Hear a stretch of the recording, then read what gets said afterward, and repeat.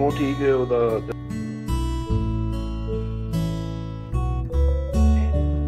ਮੇਰਾ ਬੇਟਾ ਉਠੋ, ਮੇਰਾ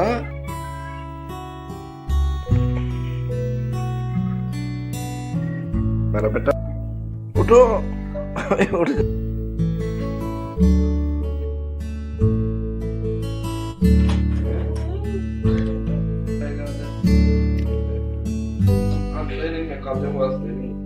बादल बादल अब नीचे आना है आपने, चुकाना नहीं आता।